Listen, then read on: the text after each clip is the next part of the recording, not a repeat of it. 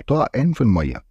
وأثناء ما آن بتحاول إنها ترجع للمركب بتخطفها سمكة القرش وبتغطس بيها تحت المية،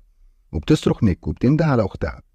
وبتظهر آن على سطح المية مرة تانية، وبتنط نيك في المية علشان تساعد أختها، وبتاخدها وبتعوم بيها ناحية المركب، وبتقول لهم جودي إن سمكة القرش بتحوم حواليهم،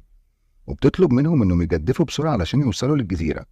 وبتقول لهم نيك إنهم لازم يقتلوا سمكة القرش لأنها مش هتبطل تهاجمهم.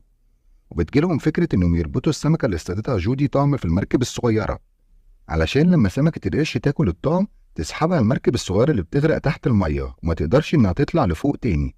وبتغرق المركب الصغيرة وبتغرق معاها سمكة القرش، وبيفرحوا إنهم أخيرا اتخلصوا منها. لكن للأسف سمكة القرش بتقدر إنها تتخلص من المركب وبترجع تهجم عليهم من تاني، وبتقرر نيك إنها ترمي الشبكة اللي موجودة معاهم على سمكة القرش وتصطادها، بعدها تقتلها بالسكينة. لكن آن بتقع في المية لما سمكة القرش بتتصدم